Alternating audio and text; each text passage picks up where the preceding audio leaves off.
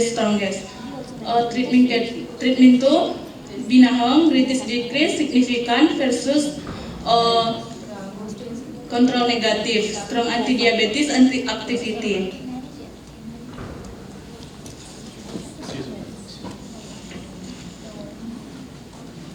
Table 3, phytochemical screening of moringa and binahong. Binahong leaves, alkaloid, flavonoid, and saponin. Table 4, summary of research finding on Moringa oleifera. Variable test animal, male white rats, method streptozoite induction, administration of Moringa fraction, fraction test, enhancement, ethyl acetate, ethyl water, most effective fraction, ethanol water fraction, mechanism flavonoid, increase insulin secretion, antioxidant effect. Glucose reduction, significant reduction for all fraction compared to negative control. Pancreatic histology, less damage observed in ethanol water fraction group. Table 5, summary of research finding in binahong, Andredira cordiofolia. Test animal, male mice, method alloxan induction, binahong extra administration. Test dose, 4 milligram. So sorry, can you please come to the conclusion or about your presentation, please? Thank you. Conclusion, this study showed that moringa and binahong leaf extract significantly lowered blood glucose level in alloxan induction white mice compared negative control.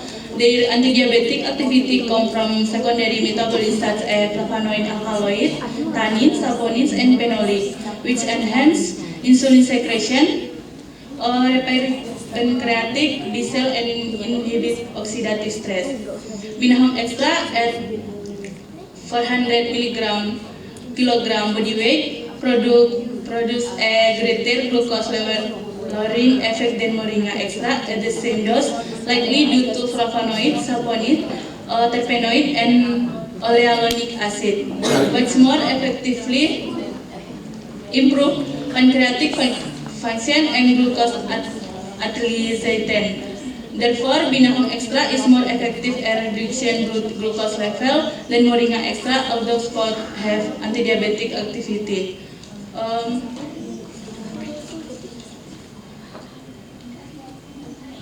To conclude this research on first insight into moringa oleifera and Andredira cordiofolia leaf extract have anti-diabetic effect with binahong extract at 400 milligram per kilogram body weight, being more effective in reducing glucose levels than moringa extract, which may ask for both practice and future studies. Thank you for your attention. Okay, thank you very much. Is there any questions from the floors? No? Okay, thank you very much. So, can I call back Emilda? Are you ready, Emilda?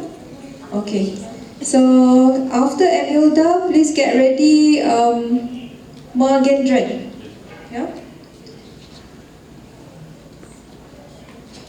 So, Emilda with the topic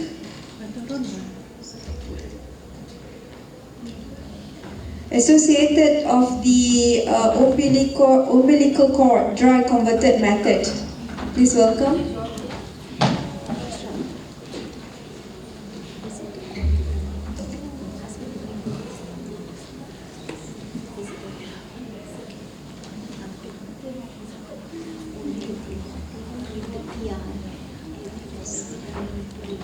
Assalamualaikum warahmatullahi wabarakatuh.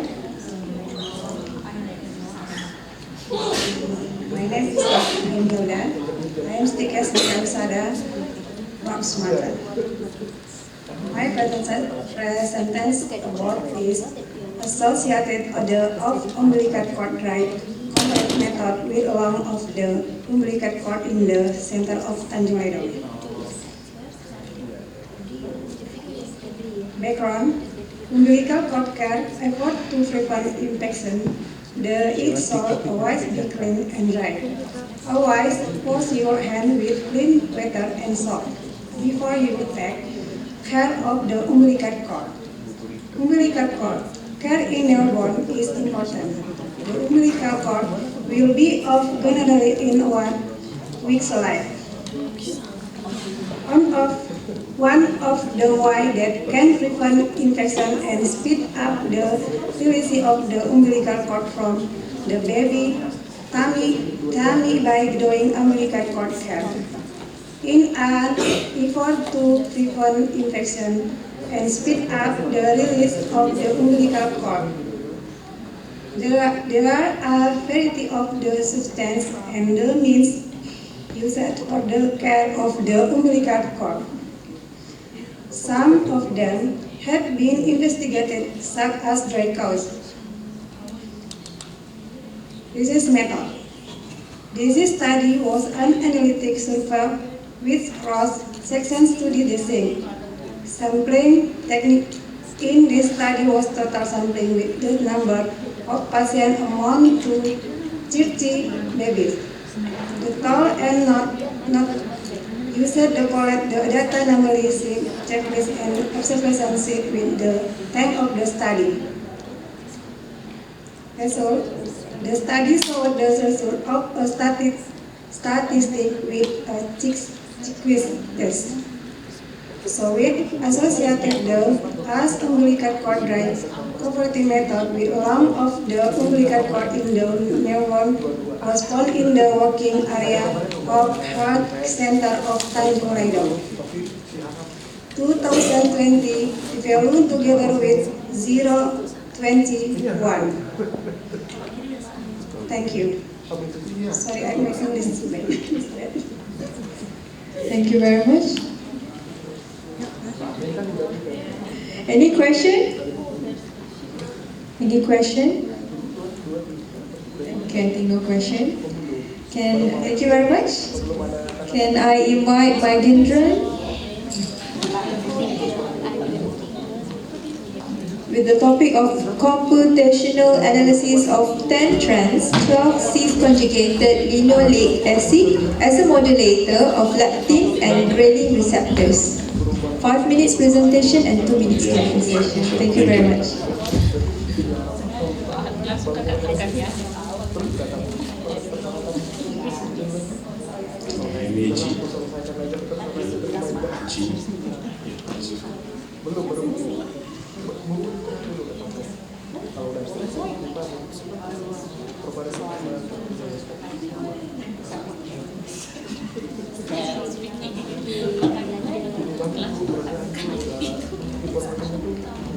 Hello, good afternoon everyone.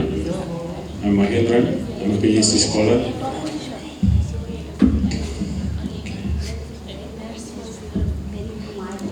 Today I will present my work, a computational analysis of 10 trans conjugated linoleic acid modulating leptin and ghrelin receptor.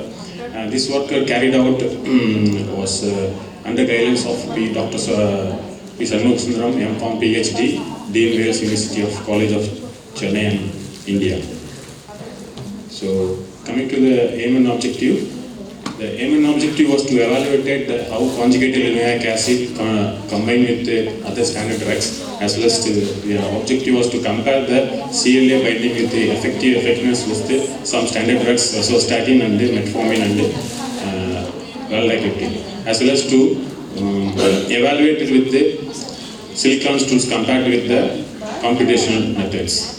As is coming to the background, obesity is one of the global problem with along with associated with some metabolic disorders. Like we know the diabetics and the other metabolic disorders is available in obesity related disorders, as well as the main reason is of leptin and ghrelin is one of the major role playing in the obesity management.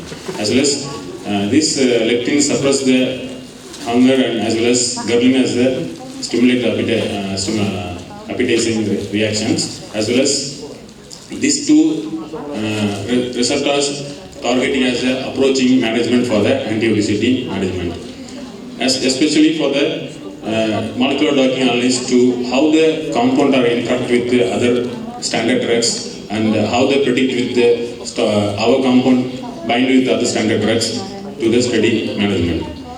the molecular docking as well as to how the, as I said, how the compound with the interaction with the other standard and as well as to the importance of the marketed drugs. And this conjugalonic acid is one of the major therapeutic activities in the field. As well as you can see this, especially for 10-trans conjugalonic acid, good for the cancers and obesity and diabetics, asthma, as well as supporting skin scar disease amendment. One of the conjugalonic acid is one of the fatty acid.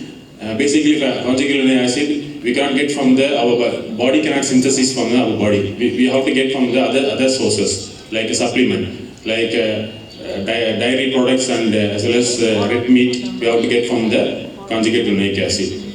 So in methodology we are using silicon stool to pharmacological properties of conjugate linoleic acid to predict the receptor analysis of that to supporting the further experimental validations.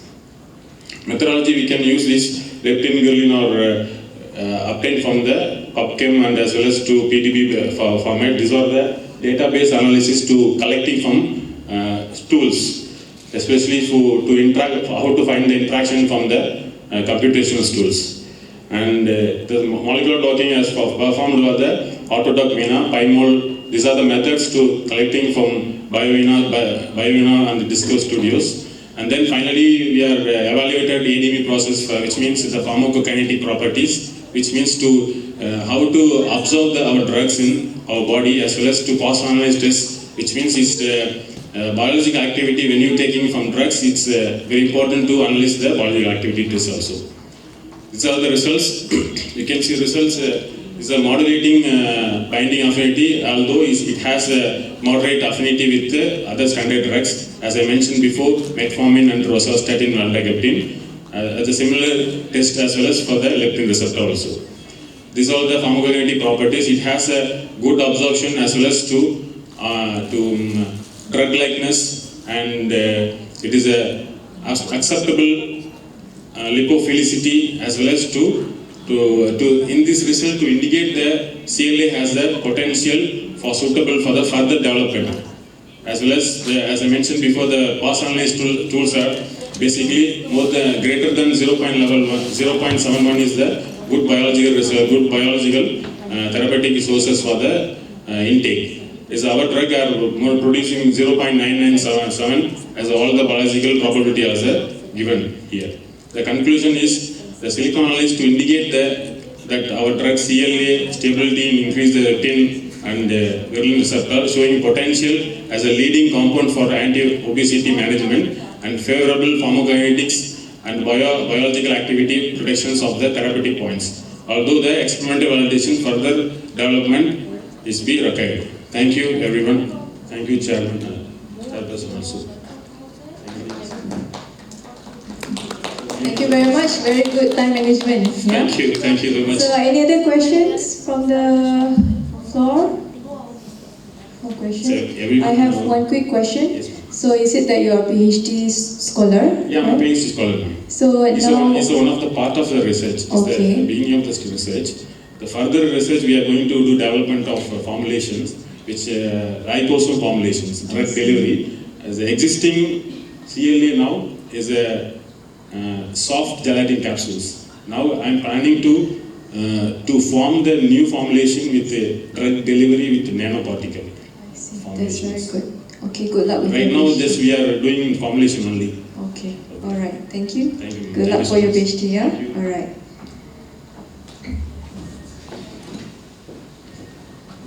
All right, thank you. So may we call in the next presenter by the person Noor Afni. Are you here? All right, please. In the study entitled Evaluation of Antibiotic Use in Urinary Tract Infection Patients with Metabolic Syndrome using the ATC-DDD method at South Tangerang City General Hospital. 5 minutes presentation, 2 minutes question and answer.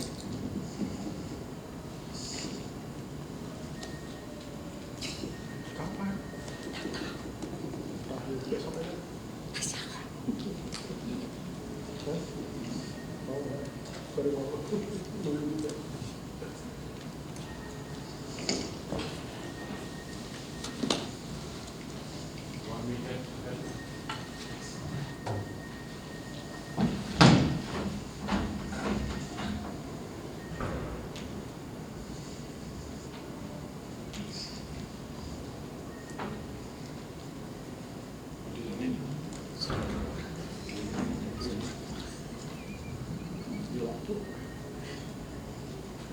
one?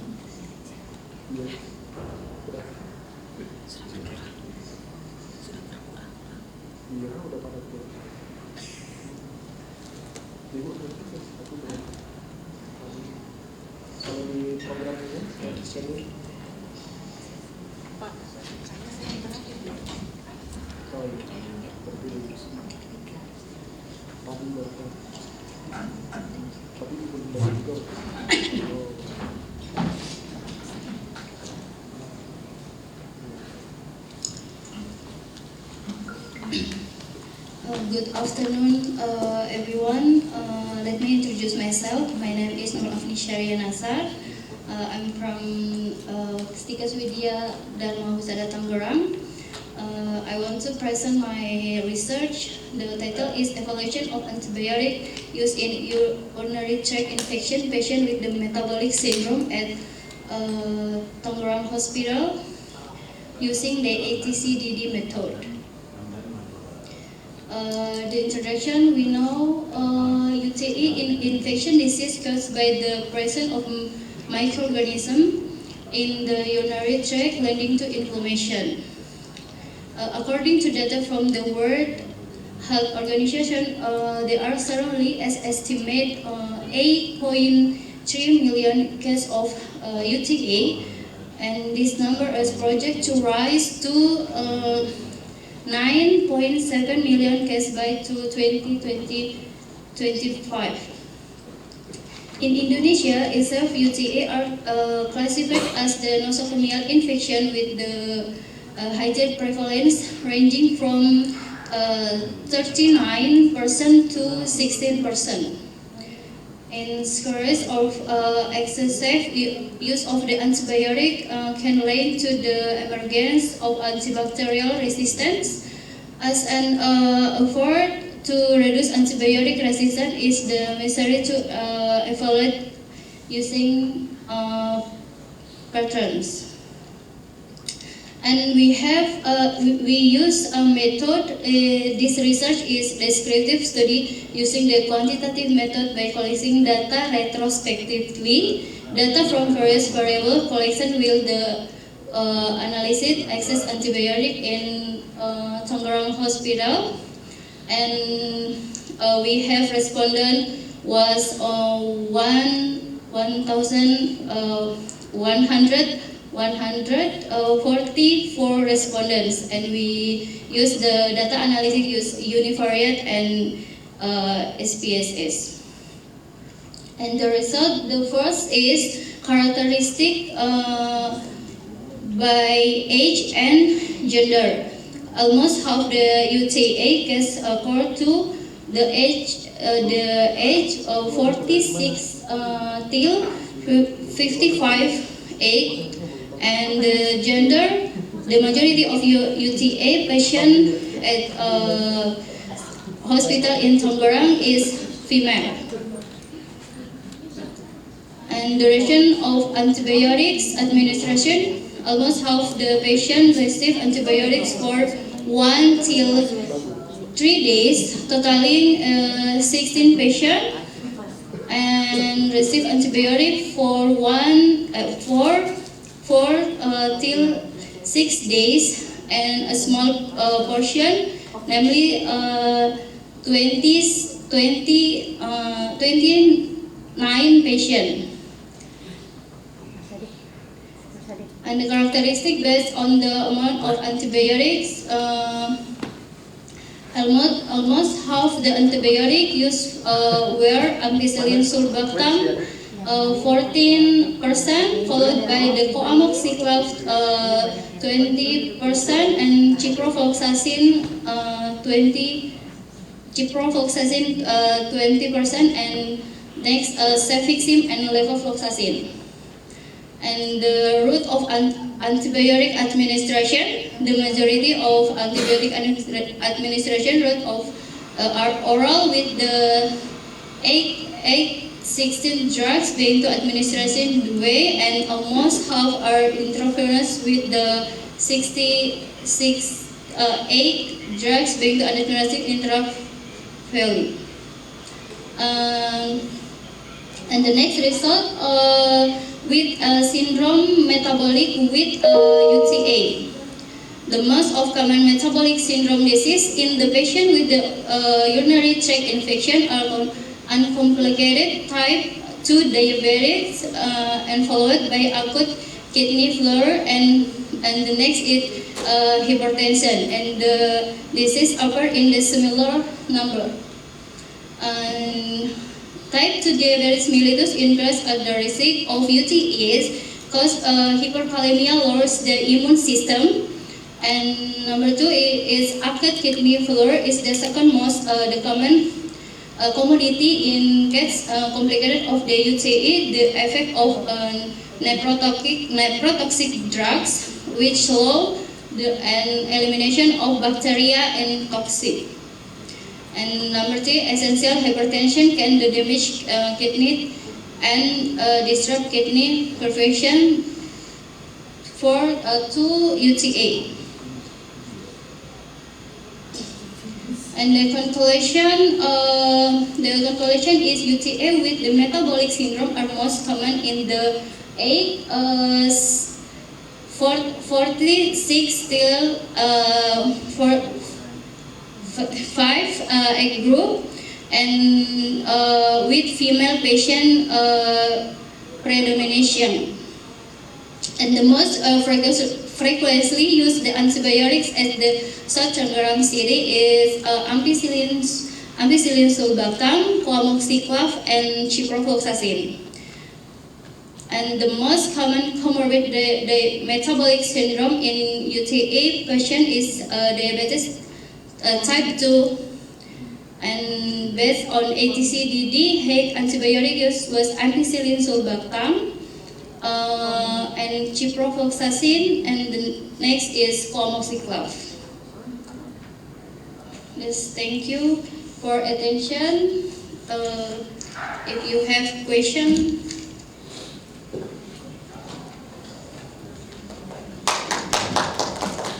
Thank you very much. Very nice presentation.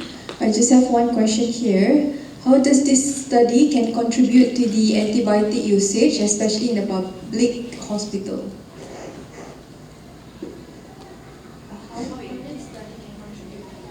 To this, antibiotic usage in the public hospital.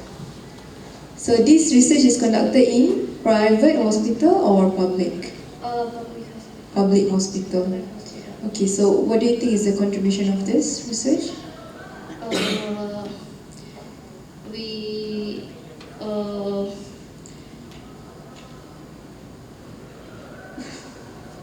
So you can provide efficient antibiotics, right? Especially for this diabetes patient. All right, thank you very much. Okay. All right, can I call next Christina Yuliastuti? Are you here? With the topic of factors associated with blood glucose control, disease duration, dietary habits, medication adherence, and physical activities in type 2 diabetes. Lagi. Iya. Habis ini Pak, habis ini.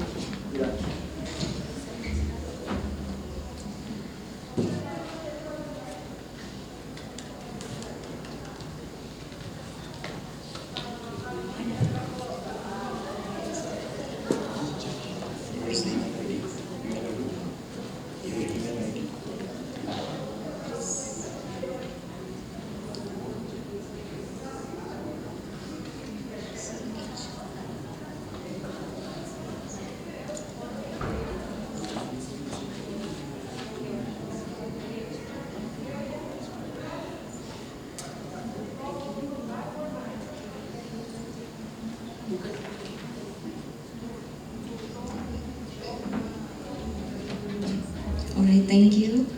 I'm sorry for coming late. Thank you. It is an honor for me to be here to be the participant of this great event.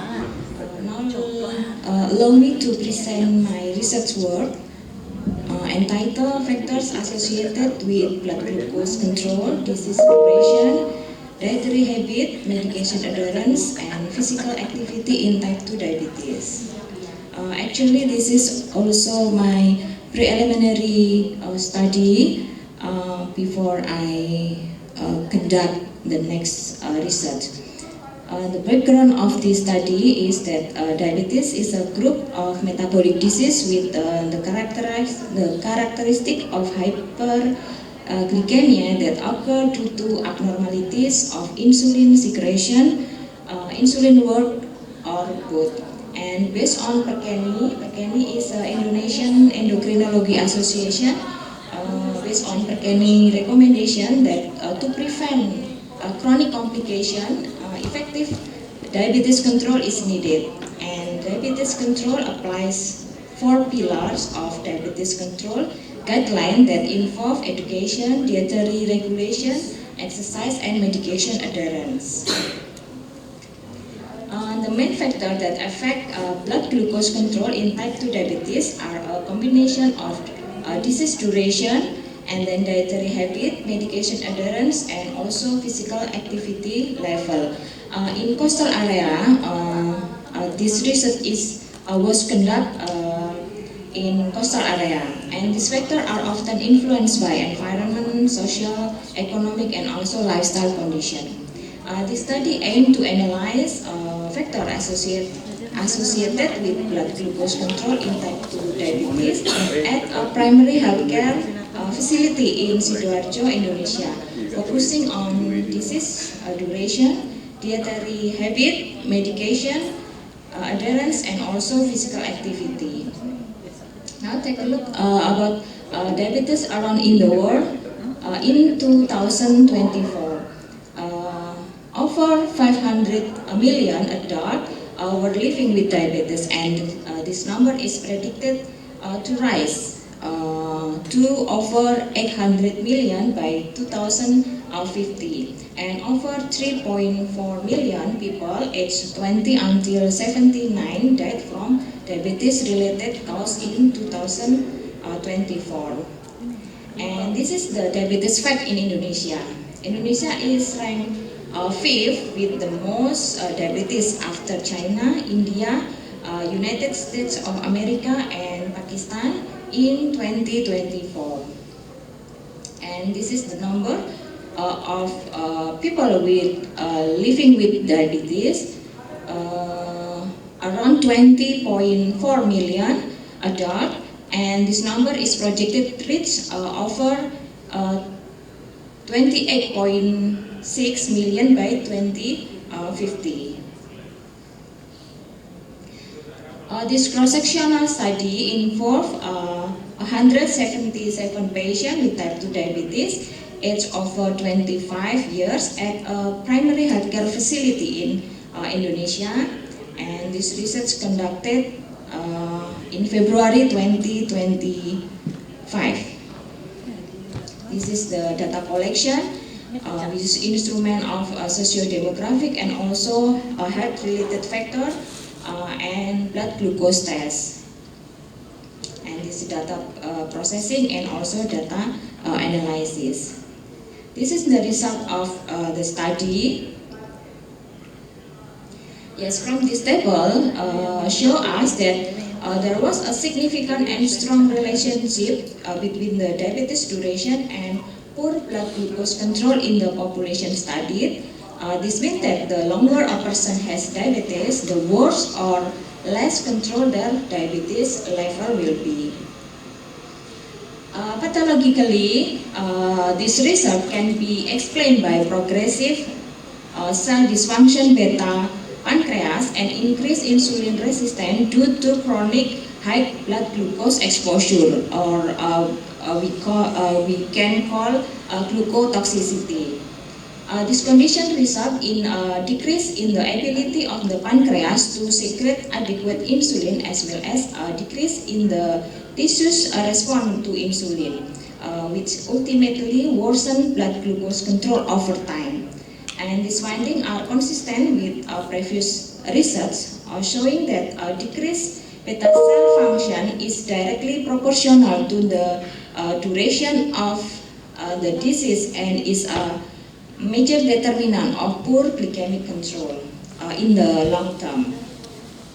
So Wang also said in 2021 that a longer duration of diabetes, for example, 5 until 10 years or over 10 years versus less than 5 years is one of the significant predictor of poor glycemic control. And the second result about medication, the results show a strong negative relationship between medication adherence and blood glucose level. The better patient adherence to anti-diabetic medication, the lower or more control his blood glucose level. Diabetes Sorry, can treatment. you come to the conclusion, please? Okay. Yes. From this result, the diabetes duration and then medication and also dietary habit and the frequency of physical activity, there are has a significant relationship with blood glucose. But after conduct the regression test, diabetes duration is the dominant factor of to associate with blood glucose. But diabetes duration is the factor that can be changed. So the recommendation of this research is how to improve the diabetes self-management for the diabetic patient. Okay, thank you so much.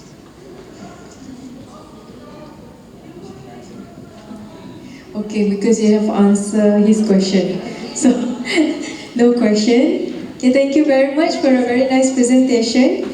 So, can I call the next presenter, Fitriana Buyanis, with Satish Babu. The topic is formulation and stability evaluation of okra fruit extract, cream for incision wounds. Please welcome.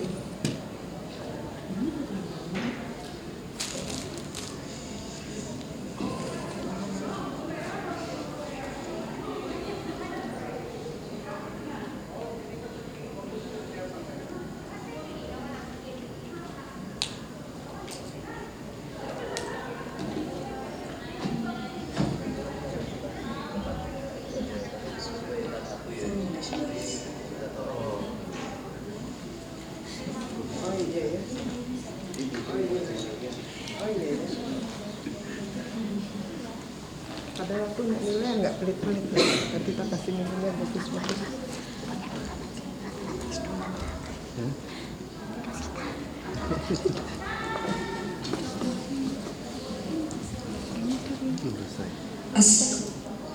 Assalamualaikum, good afternoon, respected examiner and audience. Hello, my name is Fitriana. Through this oral presentation, I would like to present my research in digital formulation and stability test okra, Abemotus, Esculentus fruit extract cream preparation for incision wounds. Introduction. Wood healing consists of 4 main phases and can be disrupted by infection or metabolic disorder. Okra fruit contain flavonoid, tannins, saponin, and mucilagin, which have anti-inflammatory, antioxidant, and antibacterial activity to support tissue regeneration. Okra extract cream formulation need to be developed and stability tested to products and effective anesthetic topical preparation. The type of research used is experimental research, demonstration, and reverse process uses in this laboratory study, where to prepare okra fruit extract cream, Abemotus eucalyptus for cut. Production of okra fruit ethanol extract, okra product, powder or slide or soaked in 70% ethanol with 1:10 ratio of material to solvent is process container. To speed up the process, the mixture is heated in reflux flat and around 70 degrees Celsius for 1 until 2 hours. The mixture is then cooled and filtered to separate the filtrate from the pulp. The resulting filtrate is then evaporated using a rotary evaporator until the solvent removed in the extract container. We can see okra-free cream formulation. Table 1 present the ingredients include in the formulation outlining the technological function and the specific amount used is the 3 formulation developed in study. F5%, 10%, and 50%. Cream making method, oil-based preparation with ingredients according to the formulation table, group material according to their basis, aqueous fase, oil fase, cooling fase. Oil-based preparation, water fase preparation, and de-emulsification. The emulsification step is the process of combining the oil fase and the water phase to form stable cream. Cooling phase. This step is the process adding ingredients that cannot withstand high temperature, such as antioxidant, preservative, and fragrances. If initial examination measure pH. Measure the pH of the cream element for range of around 5 until 6 to ensure suitable for skin application. If the pH exceeds the desired range, adjust slowly adding dilute citric acid solution dropwise. 3. Evaluate the physical characteristics of the formulation, including color, odor, consistency, and ensure the clapping of muscle separation. Packaging. Result pH test, homogeneity test, temperature test, resistor, skin friendliness test. Discussion. Organoleptic. Excuse me, can you wrap up now? Wrap up your presentation. Conclusion. It's time, actually. Can you wrap up your presentation? Please go to the conclusion, just to summarize. Go to the conclusion slide. Yeah, organoleptic test, pH test, organometer test, dan spread power test. We can see organoleptic test result. We can see the table. Conclusion. Okra extract cream formulation F1 to F3 will successfully develop and generally exhibited good physical characteristic of formulation with organoleptic stable and homogeneous. The pH of F0, F1, and F2 remained within the safe range, while F3 slightly fell below the ideal limit and required optimization. The spreadability of F1, F3 was within the standard for topical creams and was easy to apply. Overall, F1 and F2 with the almost balanced formulation, while F3 had the best spreadability but required pH adjustment. Thank you very much. Thank you very much. Do we have some clarifications from the audience? No more? Are you still there? All right, thank you very much and congratulations. The next presenter, but not the least, we're calling in Swanila Jacob, Jeffrey Yuham. Are you here? Yes, please. On the study effects of primary dysmenorrhea on academic performance among female university students, a cross-sectional study. 5 minutes presentation, 2 minutes question and answer.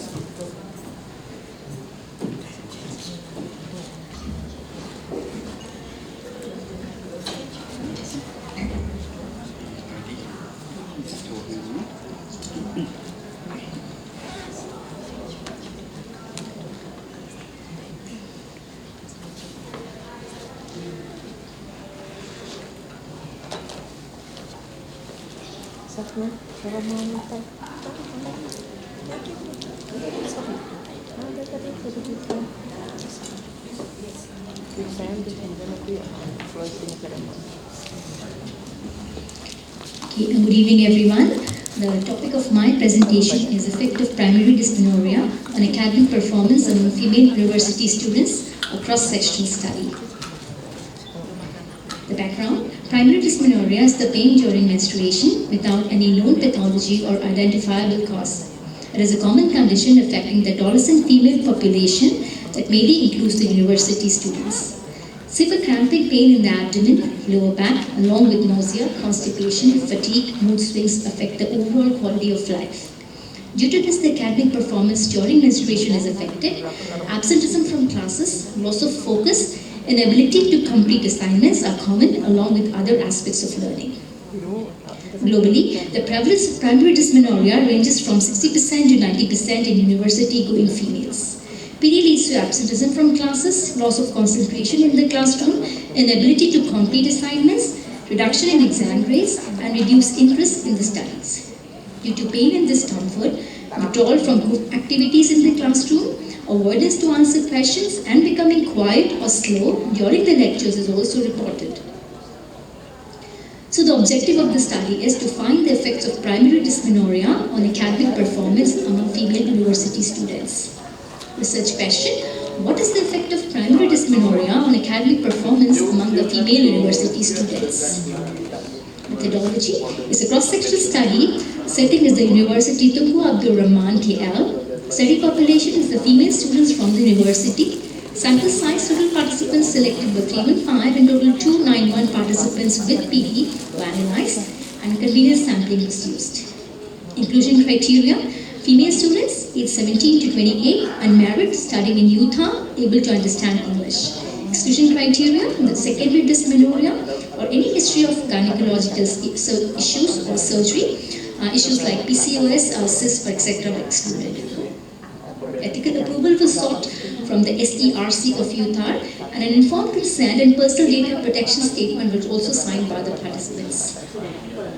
The instruments used for the self-administered questionnaire. The questionnaire had 4 parts: socio-demographic details, prevalence of PD, severity of pain, and the effects of PD on academic performance. The participants were instructed to answer all the questions, and the questionnaire took 10 to 12 minutes to complete. We also use a wallet scale as a tool to diagnose dysmenorrhea and predict medical leave in the university students.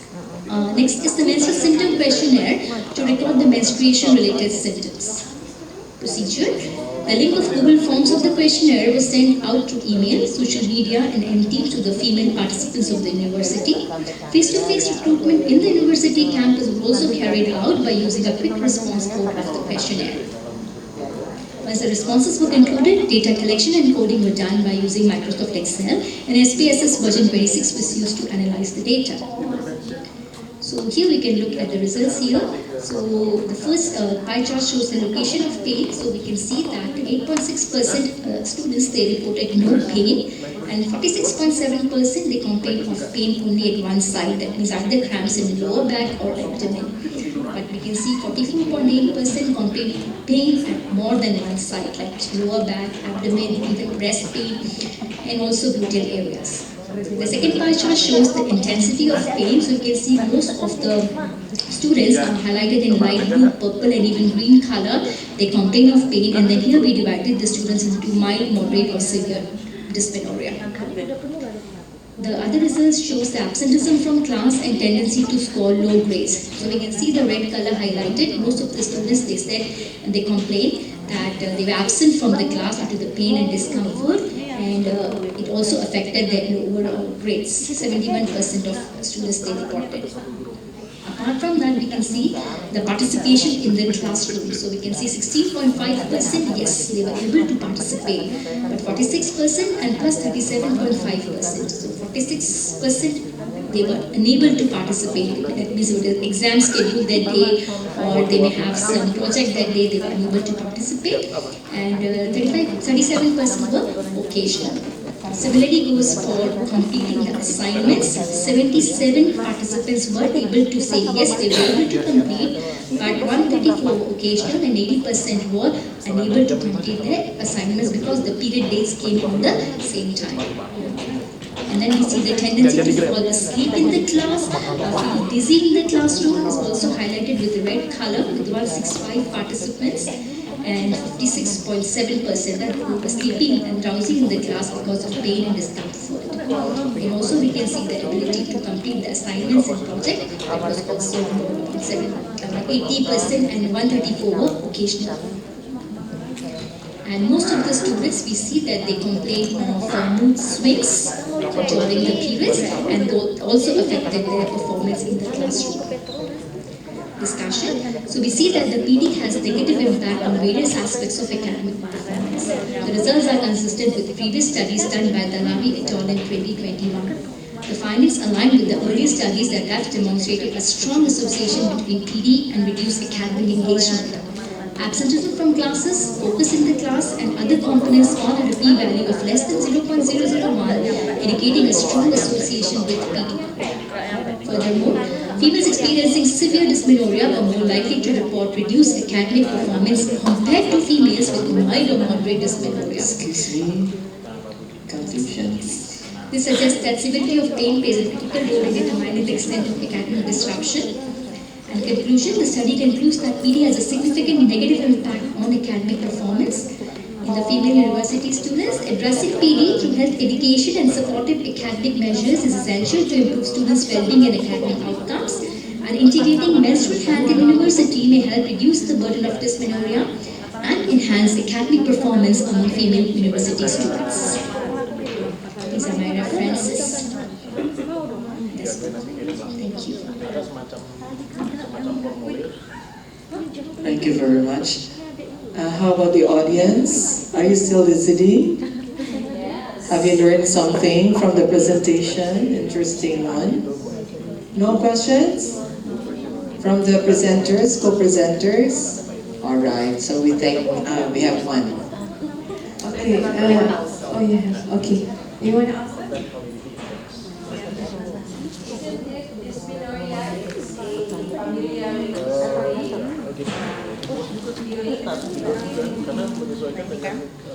Yes, family history, right? Yes, family history.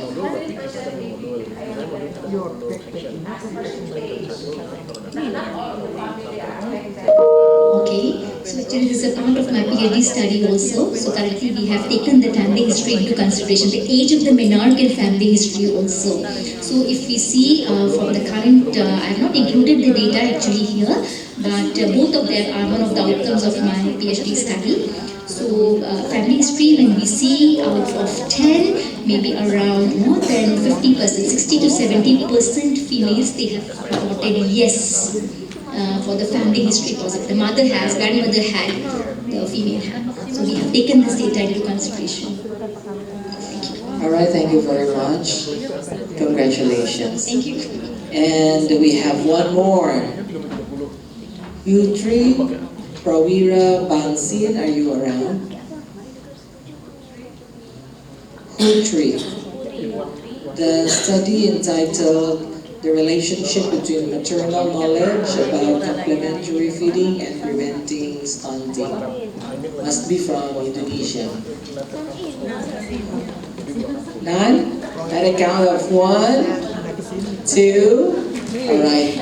Bonus goes to everyone who stayed. All right. Thank you very much. And congratulations to all the presenters and the success of your study and researchers. may it be that this is the forum by which you will be more inspired and be motivated to move on and look forward to putting the findings of your study at a higher level towards the next step from this time forth.